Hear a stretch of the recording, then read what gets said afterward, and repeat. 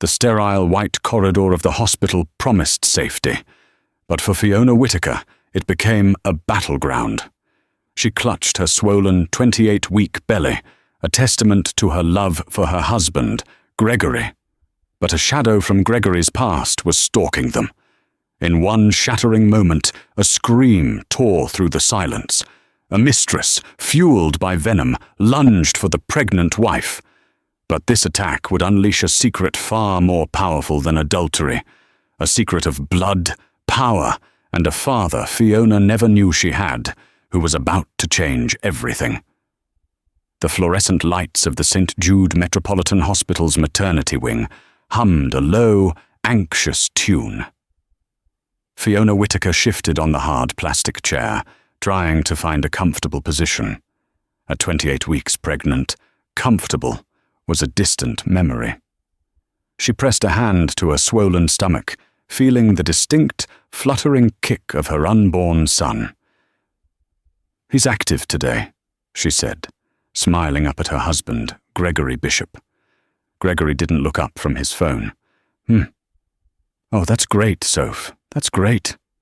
He swiped his thumb across the screen, his brow furrowed. Fiona's smile faltered. "Greg, is everything okay? You've been glued to that phone all morning. Is it work?" "What?"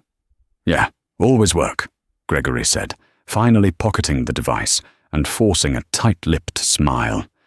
"You know how the quarterly projections are. Just a lot." He reached out and patted her knee, an awkward, disconnected gesture. "Almost our turn. You ready to see the little guy again?" "I'm always ready," she said, her warmth returning. She'd met Gregory in college, a whirlwind romance that had settled into what she believed was a stable, loving marriage. He was a rising star in real estate development, and she was a freelance graphic designer. This baby was the planned, perfect next step. Lately, however, Gregory had been distant. Late nights at the office, hushed phone calls he'd take on the balcony, the scent of a perfume on his suit jacket he'd blamed on an overeager client. Fiona had pushed the doubts down. You didn't accuse a man of such things when you were carrying his child. You trusted. "Mrs. Whittaker?" A nurse in bright blue scrubs called her name. "Dr. Donovan is ready for you." Fiona used Gregory's hand to push herself up, the weight of the baby making her grunt softly. Finally. They walked down the corridor, Gregory a step behind her. As they passed a small alcove near the elevators, a woman stepped out. She was not in scrubs. She was in a tight, crimson-red dress that seemed wholly inappropriate for a hospital. Her black hair was severe, her makeup flawless, and her eyes burned with a fire that made Fiona take an involuntary step back. "Greggy," the woman purred, and the sound of the nickname, so intimate and possessive, sent a spike of ice through Fiona's veins. Gregory froze, all the color drained from his face. "Tessa, what are you doing here? You can't be here." "Tessa!" Fiona looked from her husband to the woman, her heart beginning to hammer against her ribs. The woman, Tessa Jenkins, ignored Fiona completely. Her eyes were locked on Gregory. "You won't answer my calls. You won't answer my texts. You said you were at a site inspection. You lied to me, Greggy." "Now is not the time or the place, Tessa," Gregory hissed, grabbing her arm. "You need to leave, now." "Oh, I'll leave," Tessa Jenkins sneered, ripping her arm from his grasp. Her eyes, full of venom, finally landed on Fiona. They scanned her, from her hopeful face down to the pronounced, round curve of her stomach. The realization dawned, and the venom twisted into pure, unfiltered rage. "So this is it," Tessa spat, her voice trembling. "This is the thing you're still tied to. This pregnant, dowdy wife." "Stop it," Gregory warned, his voice a low panic. "Security." "You said you were leaving her," Tessa shrieked, the sound echoing in the sterile hallway. Nurses and other patients poked their heads out of doorways. You said she meant nothing to you. You told me you loved me. Fiona's world tilted. The floor seemed to drop away. Greg, what is she talking about? Who is this? But she already knew.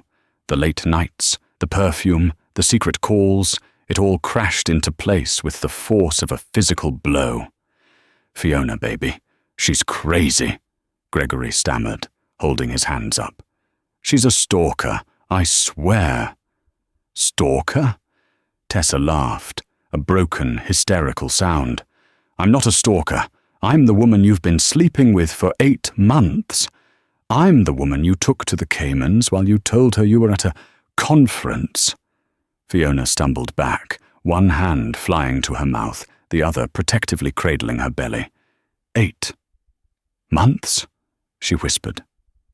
The baby, as if sensing her distress, gave a violent kick. He lied to us, you stupid cow! Tessa screamed at Fiona. He's been lying to both of us, but you get to keep him. You get to have his baby. You think you've won? Tessa, I'm warning you, Gregory shouted, finally moving to stand between them. But Tessa was too fast. Fueled by a blinding, desperate rage, she shoved Gregory aside. He stumbled, catching his foot on a wet floor sign and tumbling backward into a row of chairs. In that split second, Fiona was undefended. You're not keeping him! Tessa screamed, her face a mask of fury. And you're not keeping that baby! She lunged, not at Fiona's face, but at her stomach. Her hands were clawed, her nails like talons. She slammed her shoulder into Fiona, shoving her hard. Fiona cried out, her arms windmilling as she lost her balance. She fell backward, her head striking the hard tiled wall with a sickening crack. But Tessa wasn't done. As Fiona slid to the floor, dazed and terrified, Tessa raised her foot, shod in a sharp-heeled boot. I'll kill it, she shrieked. I'll kill them both. She aimed a vicious kick directly at Fiona's pregnant belly. No. The sound wasn't from Gregory, who was still scrambling to get up. It was from Dr. Miles Donovan, who had just come out of the exam room. He and 2 large orderlies bolted down the hall. One orderly tackled Tessa, grabbing her mid-kick and pinning her arms. Code Violet! Maternity! Code Violet! He yelled into his shoulder mic. Dr. Donovan was at Fiona's side in an instant. Fiona, can you hear me? Don't move! Fiona was crying, her vision swimming. The pain in the back of her head was sharp, but it was nothing compared to the terror that seized her heart. The baby, she gasped, her hands trembling as she held her stomach. She kicked me. Oh God, is the baby okay? Please. Tessa was still fighting, a wild animal caught in a trap. You deserved it. You both deserved it. He loves me. Gregory stood frozen, his face a grotesque mask of terror and guilt. His affair, his lies, his entire world had just detonated in a hospital corridor, and the shrapnel was everywhere. Get me a gurney, now! Dr. Donovan shouted. He looked at the growing crowd, then at the pale, pathetic form of Gregory. His eyes were cold as steel. You, husband! You stay out of the way! As they lifted Fiona onto the gurney, her vision began to tunnel. The last thing she saw before the darkness took her was Tessa being dragged away by security, her red dress like a slash of blood against the pale white walls.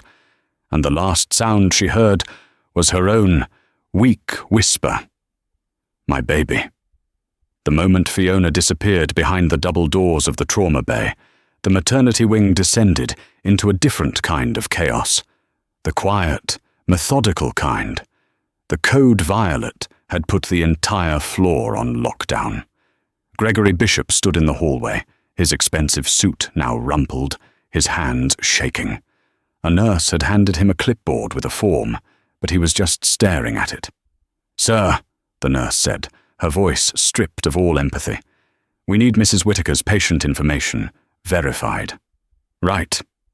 Yes, Gregory mumbled, his mind racing. Tessa. Here.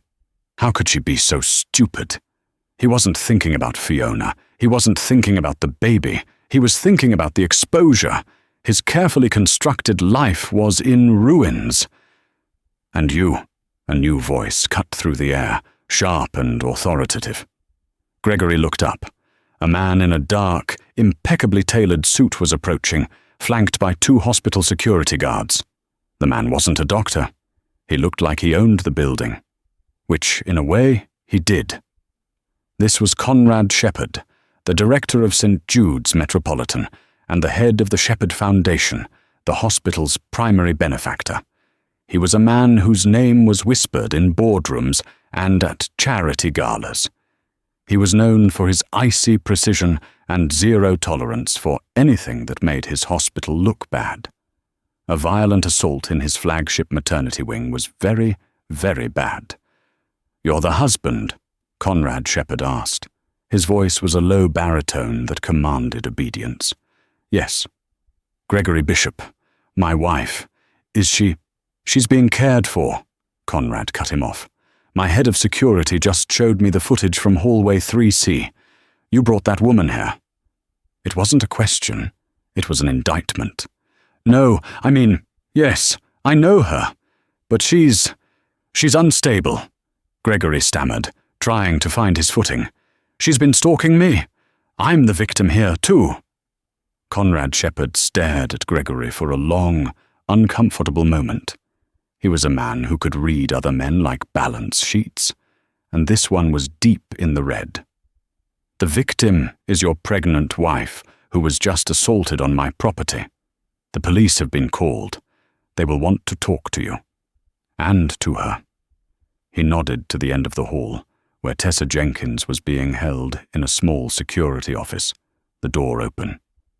She was sobbing now, the rage replaced by a torrent of self-pity. I should be with my wife," Gregory said, making a move toward the trauma bay. Conrad Shepherd's security guard stepped in his path. "Dr. Donovan is with her," Conrad said, his voice flat. "He'll update you when there's news. For now, you will wait here, and you will not interfere with my staff." Conrad turned and walked away, his footsteps silent and purposeful on the polished floor. He wasn't going to the press room or his office. He was going to the security monitoring station. "Pull up the footage from 3C again," he ordered the guard at the monitors. "And get me the intake file on the victim. Whitaker. Fiona Whitaker." The guard nodded, his fingers flying across the keyboard. The file popped up on a secondary screen, a smiling photo of Fiona from her first prenatal visit, her address, her age, her emergency contacts, just her husband. Under family medical history, the fields were mostly blank. Patient states she was adopted. No known biological family history. Conrad barely registered the words. He was staring at the photo. On the main screen, the assault played out, again in silent, horrifying detail. The woman in red, the shove, the kick, the fall. Conrad's face, usually an impassive mask, tightened. "Zoom in on the patient's face," he commanded, "right before the attack." The guard zoomed in. Fiona's face, filled with confusion and betrayal, filled the screen. "Now, the intake photo," Conrad said.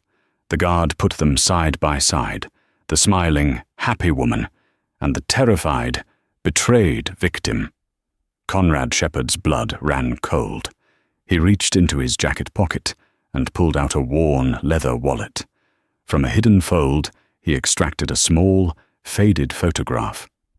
It wasn't a photograph of a person, but of a piece of jewelry, a unique, antique locket in the shape of a hummingbird with a small sapphire for an eye. He looked at the screen, at the high-definition image of Fiona's terrified face. And there, just visible above the collar of her maternity blouse, was a delicate silver chain. He couldn't see the pendant. It was tucked beneath her shirt. "Get me Dr. Donovan," Conrad said, his voice suddenly thick. "The second he's free. and get me Roger Hammond on the phone, my private investigator. Tell him it's a level 1 priority." "Sir?" the guard asked, confused. Conrad's eyes never left the screen. He was looking at Fiona's intake file, at the words, "No known biological family." "Find out everything there is to know about Fiona Whitaker," Conrad Shepherd ordered. "Where she was born, what adoption agency, who her parents were. I want to know by morning." He was already moving, walking swiftly back toward the maternity wing, his mind a whirlwind. He'd only seen the locket once, 25 years ago. He'd put it around the neck of a baby girl, wrapped in a blanket, and handed her to a nurse at an adoption agency. A desperate, impossible choice made to save his family's name and his own burgeoning career. The baby's mother, the love of his life, Laura, had died giving birth to her. He had told himself it was the only way. He had built an empire on the ashes of that decision. Now, a quarter-century later, in his own hospital, a woman wearing what could be that very locket had just been attacked. A woman with no family. A woman named Fiona. He rounded the corner just as Dr. Donovan came out of the trauma room, his face grim. "Mr. Shepherd," the doctor said, surprised. "Gregory," he called out. Gregory Bishop looked up, his face a mess of performative worry. "The patient," Conrad said, his voice hard as granite, "is stable. The baby's heartbeat is strong, for now. But Dr. Donovan has concerns about the blow to her head and the risk of premature labor. We'll be keeping her for observation. Indefinitely." "Thank God," Gregory breathed, rubbing his face. "I need to see her." "She's resting," Dr. Donovan said, "and she's requested that you not be allowed in the room." Gregory's head snapped up. "What? That's ridiculous. I'm her husband." "And you," Conrad Shepherd said, stepping forward, "are the reason she's in that bed. My hospital is securing a 24/7 private security detail for Mrs. Whitaker's room to protect her from unstable elements." His eyes met Gregory's, and the message was clear. "That includes you." Gregory recoiled, sputtering, but Conrad had already turned to Dr. Donovan. "Doctor," Conrad said, his voice softer, but with an intensity that unsettled the physician. "Your patient, Mrs. Whitaker. Did you notice?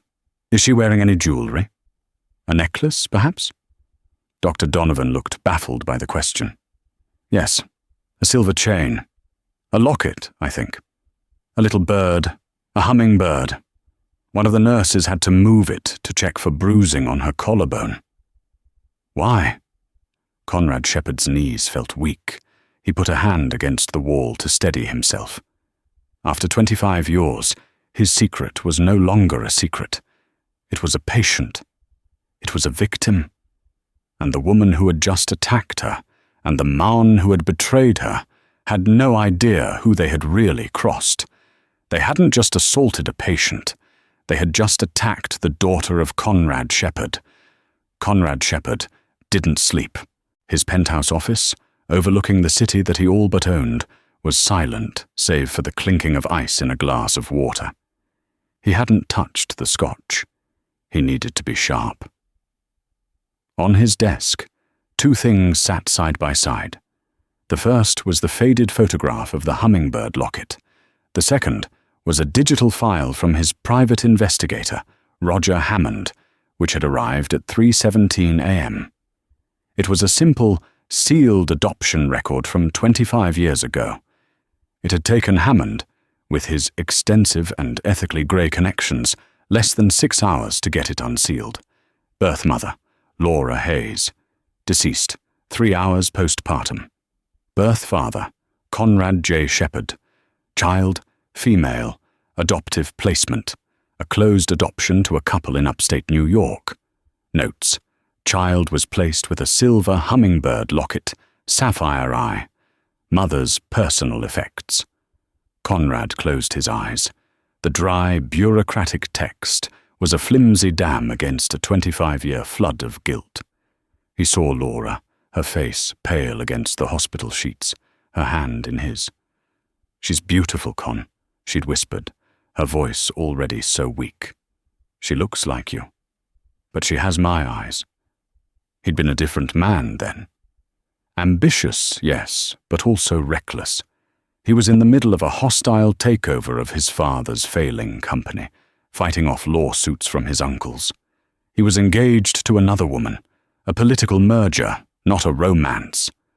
Laura had been his secret, his real life, and their baby, born out of wedlock, would have been a weapon his rivals used to destroy him and the legacy he was trying to build. Laura died before he could tell her his plan, and in his grief, he'd made the logical choice. He'd given their daughter away. He'd told himself it was to protect her from his toxic world. But he knew, in the dark honesty of 3 a.m., that it was to protect himself. He built his empire. He won the takeover. He broke off the engagement. He became Conrad Shepherd, the titan of industry, and he buried Laura and their child in a locked vault in his heart. Until today. Today, his child had been brought back to him, not as a long-lost daughter, but as a victim.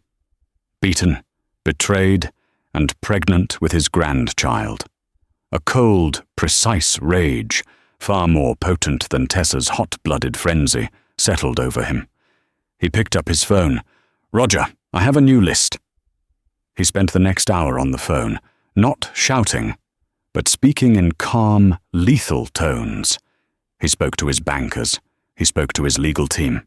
He spoke to the editors of 2 major city newspapers and the commissioner of police. He was not making requests. He was calling in markers. By 5 a.m. he was back at the hospital. He'd had Fiona moved.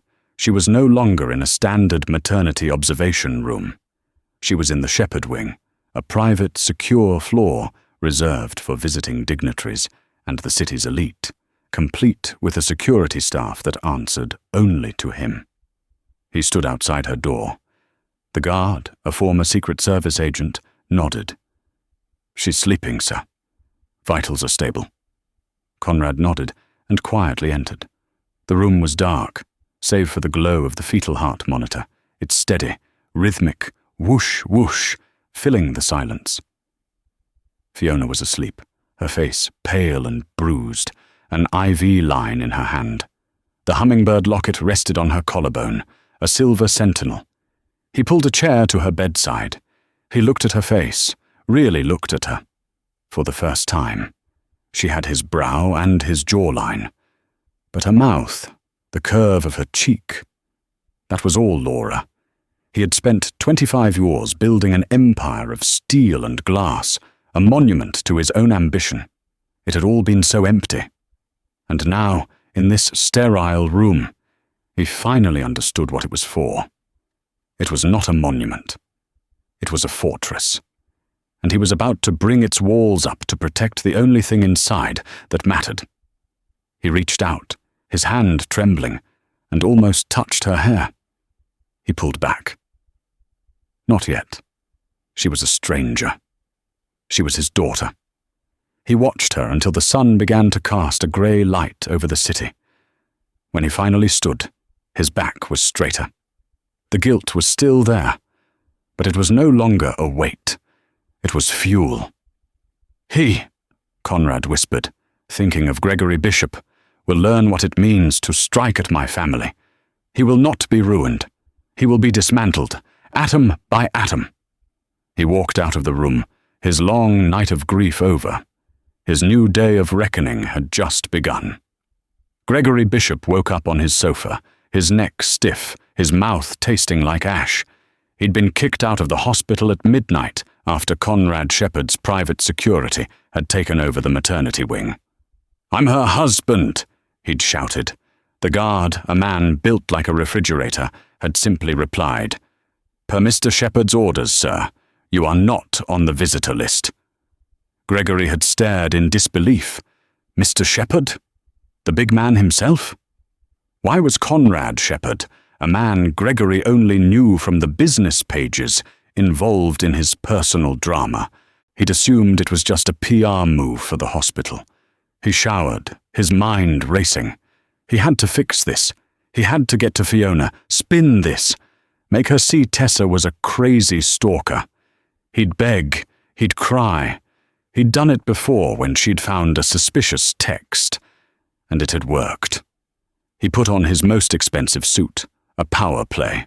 He'd go to the hospital, and if they wouldn't let him in, he'd call his lawyer, Peter Walsh, and sue them for something. Spousal alienation. His phone buzzed. It was Peter, but not in a text, a call, at 7 a.m. "Peter, good, you're up. I need you to—" "Greg, don't talk, just listen." Peter's voice was thin, reedy with panic. "I'm at the police plaza. Your associate, Tessa Jenkins, she was released an hour ago, bailed out by a legal team from Crowell and Mercer." Crowell and Mercer?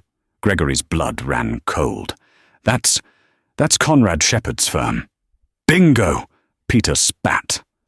"And she's not just out, Greg. She's filed a report against you. Stalking, harassment, manipulation. She's claiming you were the obsessive one, that you lured her to the hospital under false pretenses to get rid of her. She has a restraining order. You're to stay 500 feet away from her." "What? That's insane. She attacked my wife. I'm the victim. The narrative is being flipped, Greg, and Crowell and Mercer doesn't lose. Whatever you did, this isn't just a hospital scuffle anymore. This is something else. And frankly, my malpractice insurance doesn't cover whatever this is. I'm referring you to a criminal lawyer. Don't call me again." The line went dead. Gregory's hands were shaking. Shepard. Shepard. Shepard. Why? He grabbed his keys and ran to his car. He drove to his office, a sleek high-rise in the financial district.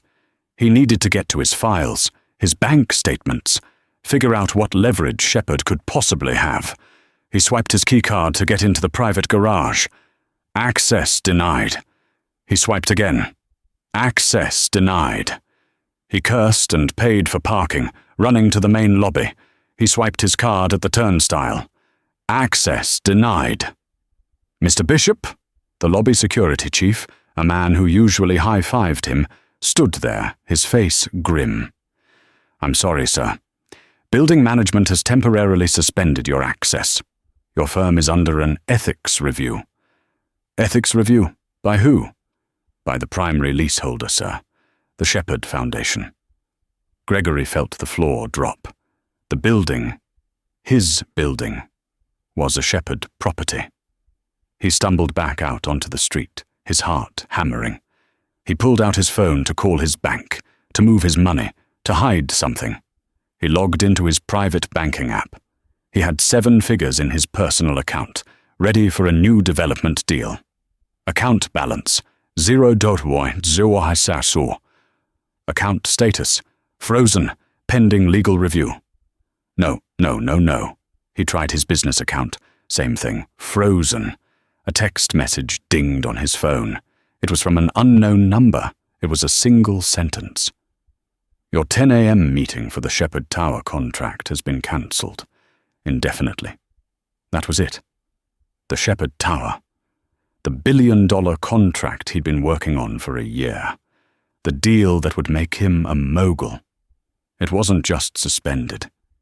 It was gone. In the span of 3 hours, Conrad Shepard had cut him off from his office, his money, and his future. He wasn't just an angry husband. He was a shark in a tank that Shepard had just drained of water. He stood on the sidewalk, in his power suit, hyperventilating. He was a man with everything, who suddenly had nothing. "Fiona," he whispered, a new, genuine terror in his voice. "I have to get to Fiona." It was no longer about spinning a lie. It was about survival. She was his only connection to this. If he could get to her, grovel, beg. Maybe Shepard would call off the dogs. He hailed a cab, his voice cracking. St. Jude's Hospital, and hurry. Fiona woke up slowly, the steady beep of the monitor a strange comfort. The terror of the attack was still there, a sharp, cold stone in her stomach, but the physical pain had dulled to a throb. "Fiona?" A kind voice. It was Dr. Donovan. "The baby?" she whispered, her first and only question. "He's a fighter," Dr. Donovan said, a warm smile on his face. "His heart rate is perfect. The kick, well, it seems Tessa Jenkins has a flimsy boot. Your son is protected by a very angry placenta and a lot of fluid. He's fine, Fiona, but you are not. You have a concussion, and you're at high risk for premature labor. You're not going anywhere." "Thank you," she breathed, tears of pure relief flooding her eyes. "You have another visitor," the doctor said, his voice becoming more formal. "Mr. Shepherd is here. He's the director of the hospital. He's been overseeing your care." Fiona frowned, confused. A moment later, Conrad Shepherd walked in, his presence seeming to suck all the air out of the room. He was followed by a nurse, and then, to her shock, Gregory. Gregory looked terrible. His suit was wrinkled, his hair a mess, and his eyes were wild with fear. He ran to her side. "Fiona, oh my God, baby, are you okay? I've been trying to see you for hours. This man, he's had me locked out." Fiona flinched as he reached for her hand. The memory of Tessa's scream, 8 months, was a wall of ice between them. "Don't," she said, her voice small but firm. Gregory froze. "Soph, baby, listen to me. What you heard. Tessa is a liar. She's a sick, obsessed Mrs. Whitaker." Conrad Shepherd's deep voice cut through Gregory's frantic lies. "My name is Conrad Shepherd. I am sorry for what happened to you in my hospital, and I am beyond sorry for what this man has done to you. What I've done," Gregory spun on Conrad. "I'm the victim here. You're the one who's destroying my life. You froze my accounts. You cancelled the tower contract. Who the hell do you think you are?" "I'm the man who did his research," Conrad said calmly. He held a slim manila folder. He wasn't looking at Gregory. He was looking at Fiona. "Fiona," Conrad said, his voice gentle. "I know this is a lot, but you need to know the truth, the whole truth. It's not just about the affair." "What are you doing?" Gregory hissed, his face pale with sweat. "That's private." "It's about to be very public," Conrad said. He opened the folder. "Fiona, did you know that your husband used your name and a forged power of attorney to secure a business loan 3 months ago? A loan for a shell corporation that has since defaulted?" Fiona stared at him. "What?" "No, I signed some papers. Greg said it was for the new house. He used your perfect credit to hide his own failing side ventures," Conrad continued, his voice flat and brutal. "He's over $500,000 in debt. Debt that is legally and solely in your name. You bastard!" Gregory lunged, not at Conrad, but at the file. The large security guard by the door had his arm in a second, pinning it behind his back with a professional crack. "But that's not all," Conrad said, ignoring Gregory's pained grunt. "Tessa Jenkins, the woman who attacked you. She's been living in a condo downtown for 8 months. A condo, it turns out, that you're paying for." What?" Fiona's voice was a wisp. "The lease is in your name, Fiona. He forged your signature on that, too. And the car he bought her, a new Mercedes, also leased in your name. You have been paying for your husband's affair."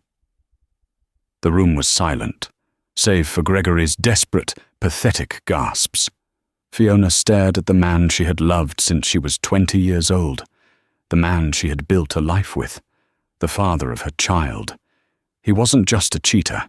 He was a parasite. He had been hollowing her out from the inside, using her trust and her love to fund his lies. The betrayal was so total, so profound, it was almost clarifying. It burned away the confusion, the hurt, and left behind a cold, hard numbness. "Get him out," she whispered. "Fiona, no, baby, please." Gregory was crying now, real tears of self-preservation. "He's lying. It's a misunderstanding. I can fix this. We can fix this. Don't let him do this to us." "Us?" Fiona said, and her voice, though quiet, cut him to the bone. "There is no us, Gregory. There is just you and what you've done." She looked at the security guard. "Get him out of my room. Now." The guard looked at Conrad, who gave a single sharp nod. "No! Fiona, you need me. You have nothing!" Gregory screamed, his voice echoing down the hall as the guard dragged him out. "You're nothing without me. You're nothing." The door clicked shut. The silence was deafening. Fiona stared at the blank wall, tears streaming silently down her face. She had lost her husband, her home, her financial security, all in one day. She was 28 weeks pregnant, alone, and, as Gregory had so kindly pointed out, she had nothing. She finally turned her gaze to the imposing stranger who had just detonated her life, and then, perhaps, saved it. "Why?" she whispered, her voice raw. "Why are you doing this for me, Mr. Shepherd? I'm just a patient." Conrad Shepherd looked at Fiona, his expression unreadable. The guard had closed the door, leaving them in the quiet, sterile room, the whoosh-whoosh of the fetal monitor, the only sound. Fiona's question hung in the air. "Why are you doing this?" He walked over to the small table by her bed. The nurse, in cataloguing her personal effects, had placed her necklace there. The small silver hummingbird locket. He picked it up, his large manicured hand dwarfing the delicate charm. "When I was a much younger man," Conrad said, his voice softer than she'd ever heard it, "I was different, reckless. I was in love with a woman. Her name was Laura." Fiona watched him, her grief momentarily forgotten, replaced by curiosity. This powerful, cold man was speaking of love. "She was an artist," Conrad continued, his thumb tracing the outline of the hummingbird. "She wasn't from my world. She was kind and brilliant, and she designed this. She loved hummingbirds. She said they were a symbol of resilience, that they could fly backward, to revisit the past, but they always moved forward." He stared at the locket, his mind a million miles away. "Laura, she died a long time ago, in a hospital, giving birth." Fiona's hand instinctively went to her own stomach. "Oh no, I'm so sorry. I was a fool," Conrad said, his voice thick with a self-loathing that was 25 years old. "My world was complicated. I was fighting for my company. I had enemies. I told myself a baby, a child born in secret, would be a weakness my rivals would exploit, that I couldn't protect her. So I made a choice. An unforgivable choice." He turned to Fiona, his eyes for the first time filled with a raw, terrifying vulnerability. "The baby was a girl. Laura died before she could even hold her. I held her for 1 hour, and then I gave her away. A closed adoption. I told myself it was to give her a better, safer life. But it was a lie. It was to protect me." He held up the locket. "The only thing I gave her, the only piece of her mother, was this locket. I put it around her neck myself." Fiona's heart was hammering. She looked at the locket in his hand, and then at her own identical one. Her adoptive parents had told her it was with her when they got her, her only link to a past she'd never known. I don't understand," Fiona whispered, but she did. Her world, which had already been turned upside down, was now tilting on a new, seismic axis. "For 25 years I've lived with that choice," Conrad said. "I built this hospital, this foundation, all of it, a monument to my own guilt. I told myself I was helping other families. And then, 2 days ago, my head of security showed me a video, a code violet, a pregnant woman being attacked. And when they zoomed in, I saw this." He placed the locket he was holding on the table. It was identical to hers. "That one," he said, "was Laura's. The one she wore. The one she used as the model." He gently touched the locket Fiona had been wearing. "That one was hers. For her daughter." Fiona was speechless. The tears were no longer for Gregory. They were for a mother she'd never known, for a father who was a stranger, for a life that had been a secret. "You?" she whispered, the single word encompassing a universe of questions. "I am your father, Fiona," Conrad said, the words heavy and final. He reached into his jacket and pulled out a worn, elegant wooden box. "I was going to hire Roger, my investigator, to find you. One day. When I was ready. When I was worthy. But I was a coward. I never did. He found this for me, instead, in a safe deposit box I've had for decades." He opened the box. Inside, on faded velvet, was a single, sealed envelope, the ink slightly blurred. It was addressed to my daughter. "I wrote it the day after you, the day I gave you away," he said, his voice breaking. "I told myself you'd find me one day, and I'd give it to you." He handed her the letter. Her fingers trembled as she broke the seal. The letter inside was short. It wasn't an apology, it was a confession of love for Laura, of fear, of profound, profound regret. "I don't know your name. I don't know your face. But I know your heart, because it was made from hers. I have given you up, and in doing so, I have given up the best part of myself. If you ever read this, it means the world has righted itself, and you have found your way back to me. Or I, to you. I will spend the rest of my life trying to be a man worthy of being your father. Forgive me." CJS Fiona finished the letter, and a sob she hadn't even known was building tore from her chest. It was a sound of grief, of loss, of an impossible, aching connection. Conrad Shepherd, the titan, the billionaire, the cold, hard man, was weeping. Silent tears rolling down his chiseled face. She looked up from the letter, her own tears blurring her vision. She didn't see an industrialist. She didn't see a savior. She saw a man in as much pain as she was. She held out her hand. After a lifetime of waiting, Conrad Shepherd took his daughter's hand. And for the first time, in the sterile quiet of a hospital room, neither of them was alone.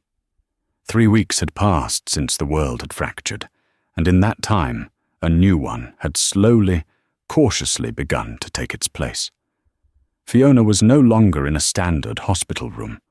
She was in a sprawling, private suite in the Shepherd wing, a space that felt more like a sun-drenched penthouse apartment than a medical facility. The antiseptic blue had been replaced by warm creams and soft greys. Fresh flowers, always freesias, she'd learned, Laura's favourite, arrived daily. The rhythmic whoosh-whoosh of the fetal heart monitor was still a constant, reassuring presence, but it was now just background music to a life finding a new rhythm. The physical healing was slow but steady. The doctors, under Dr. Donovan's meticulous and now friendly care, had managed to stop the premature labour. The baby, her son, was growing, healthy and strong, oblivious to the storm that had raged just outside his small, protected world. The true healing, however, was happening in the quiet moments.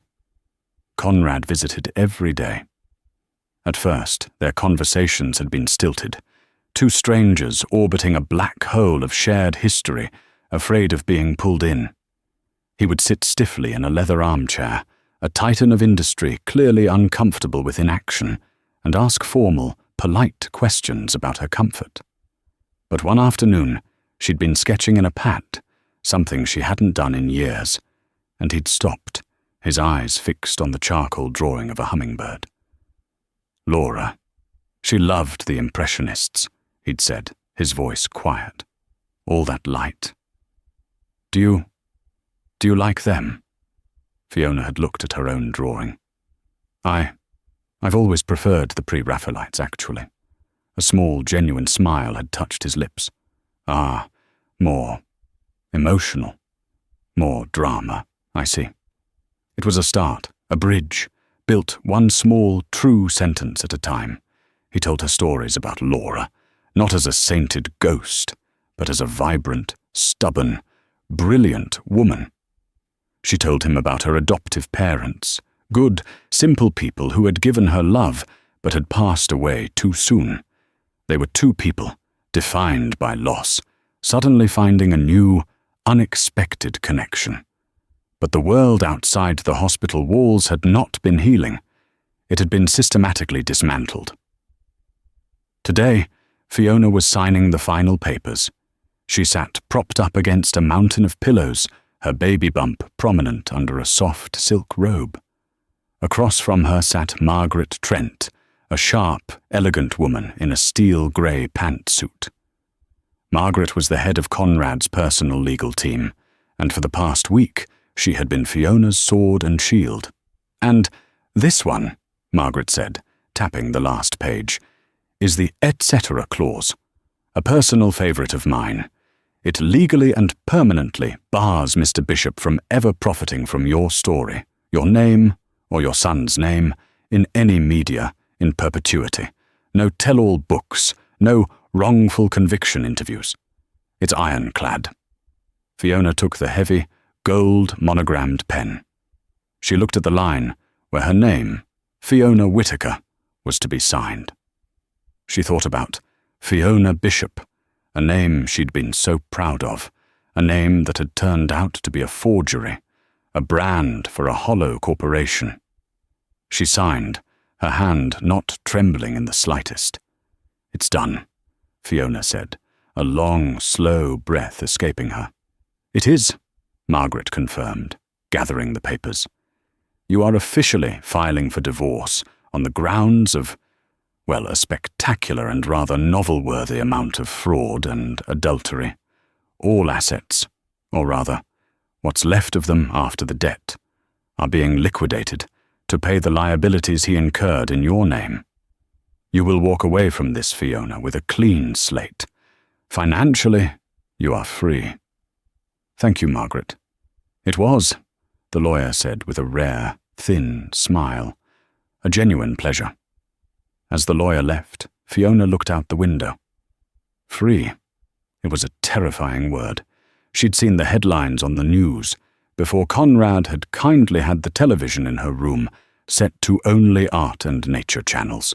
Gregory's fall had been swift, total, and brutally public. The Shepherd Tower contract cancellation had been the first domino. Conrad's legal team hadn't just sued him. They had simply illuminated his actions for the district attorney. The fraud, the forgeries, the shell corporations, it all came out. Gregory Bishop was in a holding cell at Rikers, denied bail, facing a mountain of felony counts. He had gone from a power suit to an orange jumpsuit in less than a month, and Tessa Jenkins, in a final, karmic twist, had become the prosecution's star witness. Her high-priced Crowell and Mercer legal team had painted her as just another victim of Gregory's gaslighting and financial control. Her assault on Fiona was framed as a moment of temporary insanity, a hysterical break brought on by his lies. She'd provided a trove of texts and emails that buried Gregory, confirming his fraud and manipulation in damning detail. In exchange, her charges were reduced to a misdemeanor, with probation and mandatory, intensive psychiatric counseling. She had lost her condo and her car, both seized, But she was free, and she had, in her own way, gotten her revenge. Fiona felt nothing for them, not anger, not even pity, just a profound, tired emptiness. They were ghosts from a life that felt like it had belonged to someone else. The door opened, and Conrad walked in.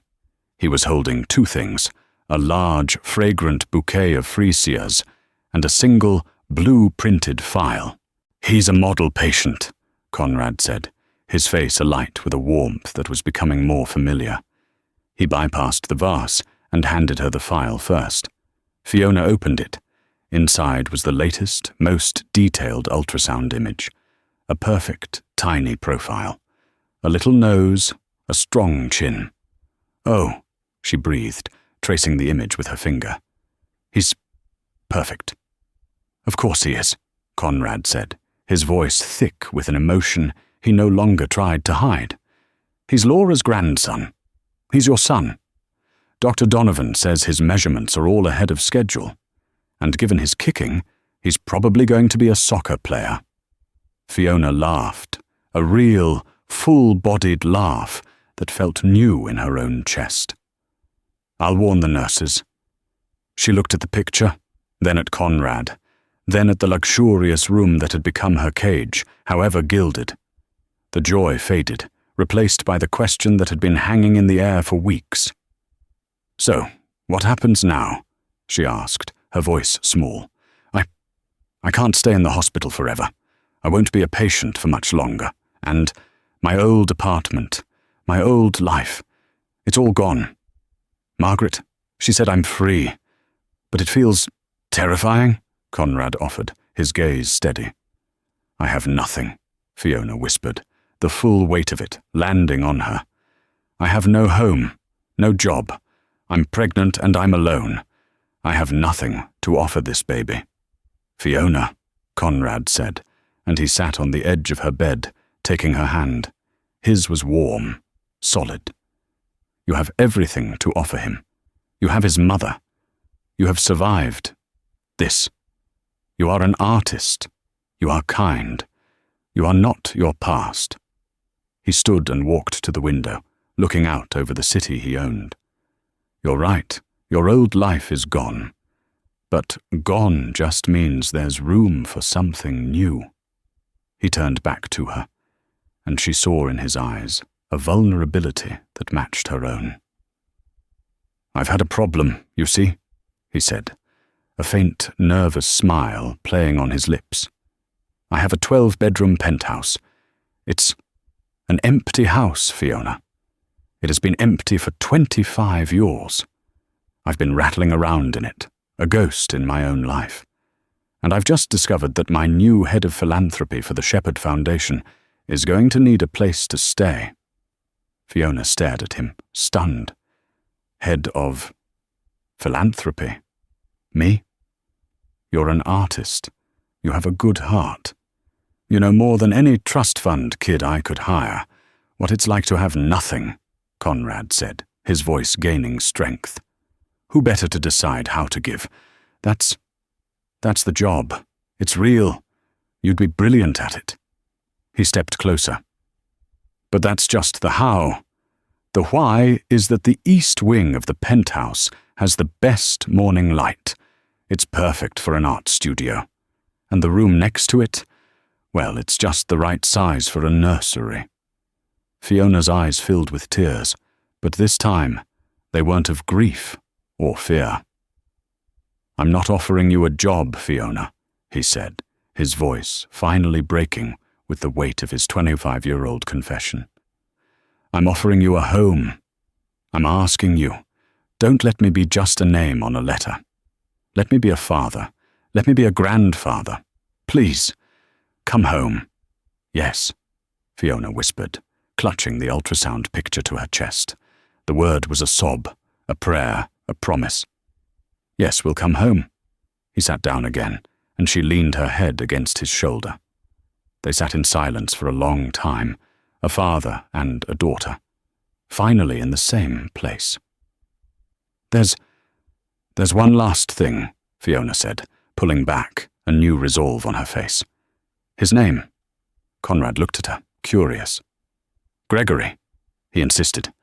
We were going to name him Gregory Bishop Jr. Her face twisted in disgust. A legacy, a name to carry on his lies. He didn't want a son. He wanted a monument to himself. But that's not his name. She took a deep breath, letting go of the last piece of that toxic past. I want to name him after the people who saved us. Fiona, Conrad began, his heart swelling. I want to call him Miles, she declared. Conrad smiled, a brilliant, full smile.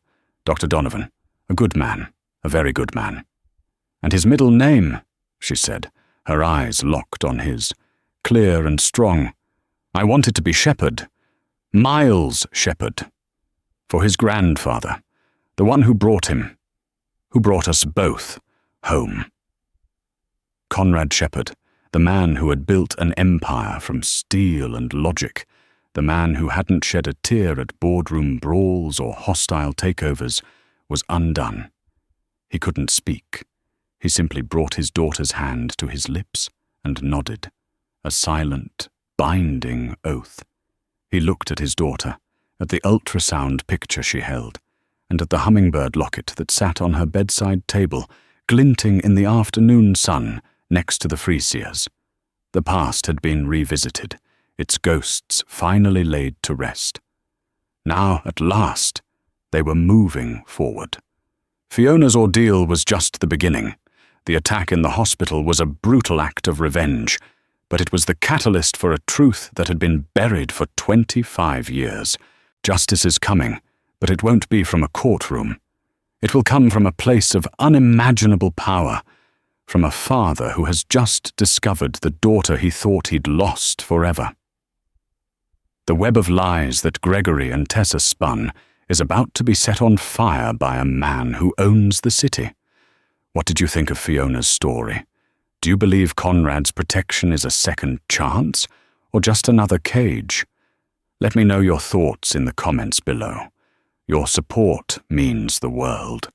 So please, don't forget to like, share, and subscribe for the next chapter of this incredible story.